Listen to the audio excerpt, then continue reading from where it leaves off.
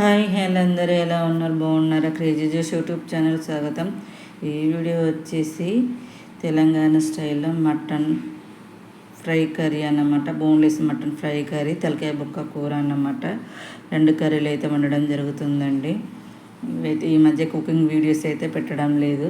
మేము హైదరాబాద్కి అలా చూడడానికి వెళ్ళినప్పుడు ఉన్న వీడియోస్ అవే పెడుతున్నాను అన్నమాట. మేమైతే దుర్గామాతను చేసుకోవడం జరిగిందన్నమాట. ఇంట్లో ఉన్న దుర్గామాతకి 5 ఇయర్స్కి ఒకసారి అలాగ మేకతోటి దుబ్బలైనని పిలిచి కూల్పబెట్టి చేస్తామన్నమాట పెద్దగా. అలాగా ఇయర్స్ చిన్నగా చేసుకుంటాము. తొలి ఏకాదశికి దుర్గామాతకు అలాగా చేసుకుంటాం అన్నమాట. ఇంకా తలకాయ ఒక్క కూర అయితే వండడం జరుగుతుంది. ఈ మధ్యలో లాంగ్ వీడియోస్ చేయడానికి అయితే అస్సలు టైం ఉండట్లేదండి. అందుకే లాంగ్ వీడియోస్ ఎక్కువ పెట్టట్లేదు.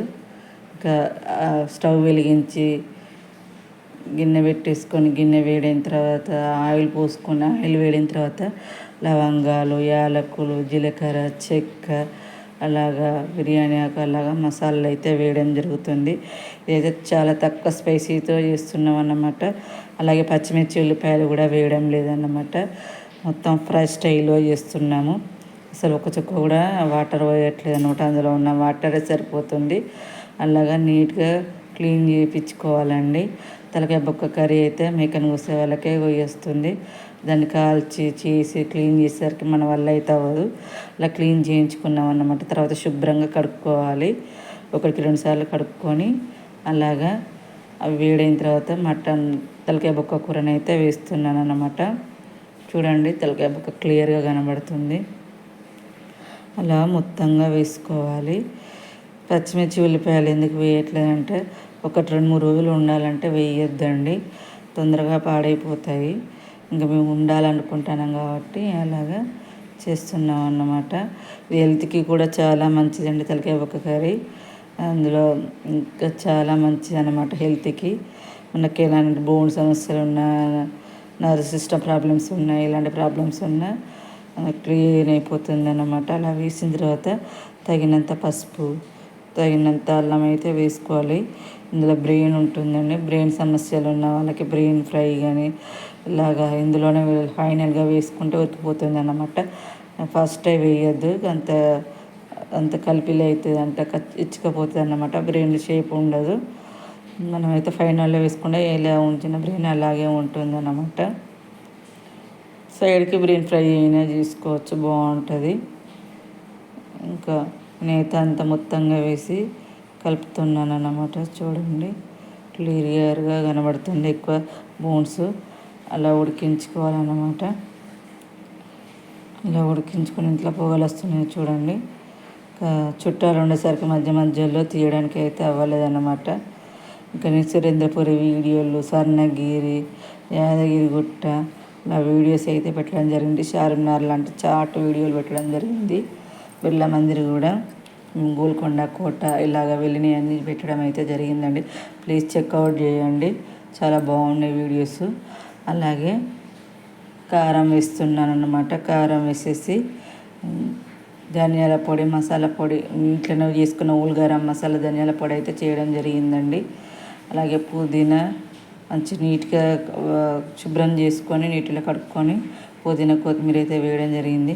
అంత బాగా ఇస్తుంది అనుకునేరు. ఉడికిన తర్వాత ఏమాత్రం ఉండదు. మూత పెట్టేసుకొని 5 మినిట్స్ ఉడికించుకుంటే కర్రీ రెడీ అయిపోతుంది. ఇంకా చూడండి, అంత వేసాం కదా, అలాగ అయిపోయిందో చూడండి. మనమైతే ధనియాల పొడి, మసాలా, గరం మసాలా అన్నమాట. అసలు గరం మసాలా ఇది ఎందుకు ఉపయోగపడుతుందో చూడండి. యాలకులు అయితే నోటి నుండి దుర్వాసన రాకుండా ఉండడానికి ఉపయోగపడుతుంది.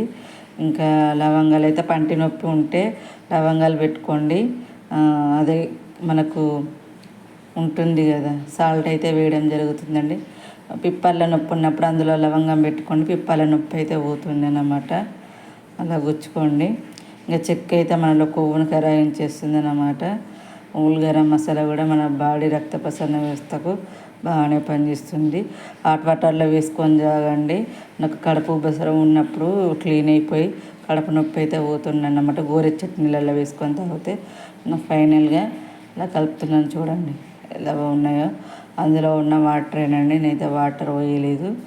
అలాగ వాటర్ వచ్చేస్తుంది అనమాట. తలకాయ బుక్క కర్రీ అయిపోయింది అనమాట. 5 మినిట్స్ అలా ఉడికించుకొని పక్కా పెట్టేసుకుంటే సరిపోతుంది. ఇంకా తీయడానికి అయితే వాళ్ళ చుట్టాలు అయితే ఉంటారు కదా. ఇది బోన్లెస్ మటన్ అన్నమాట. ఇది కూడా ఫ్రై చేస్తున్నాము. ఫస్ట్ అన్నీ కలుపుతున్నాం అన్నమాట. నీట్గా చేసుకున్న బోన్లెస్ మటన్ తీసుకొని అల్లం వెల్లుల్లి పేస్టు అన్నీ సరిపడినంత వేయాలండి. చాలా తక్కువ కారం వేయాలనుకుంటున్నాం కాబట్టి అలాగా తక్కువ వేసుకుంటాను అన్నమాట. పసుపు అన్నమాట. అలాగా ఒక్కొక్కటిగా అయితే వేయడం జరుగుతుంది. కారం కూడా వేస్తున్నాను. ఇలాగ వేసి మ్యాగ్నేట్ అయితే చేయాలండి. ఒక్కొక్కటిగా వేసి అన్నీ సరిపడినంత వేయాలి. పచ్చిమిర్చి ఉల్లిపాయలు ఎందుకు వేయలేదంటే అది కొంచెం సమ్మర్లో తీసిన వీడియో, అందుకే వేయలేదన్నమాట. పచ్చిమిర్చి ఉల్లిపాయ వేస్తే తొందరగా పాడైపోతుంది. ప్లస్ 2-3 రోజులు ఉండాలంటే కూడా మీరు ఏ కాలంలో వండుకున్నా కూడా ఇలా అవుతుంది అన్నమాట. వండుకుంటే 2-3 రోజులు ఉంటుంది. అలాగా వేసుకొని ధనియాల పొడి, హోల్ గరం మసాలా ఇంట్లో తయారు చేసినవి వేసాను అన్నమాట. అలాగే బిర్యానీకి కూడా వేసుకోవాలి. హోల్ గరం మసాలా వేస్తున్నాను అన్నమాట. అన్నేసి గ్రైండర్లో పెట్టేసుకుంటే సరిపోతుందండి. అన్నీ తగినంత వేసుకోవాలి. అలా వేసుకొని మ్యాగ్నేట్ అయితే చేసుకోవాలన్నమాట. పుదీనా కొత్తిమీర కూడా వేసుకొని మంచిగా కలుపుకోవాలి.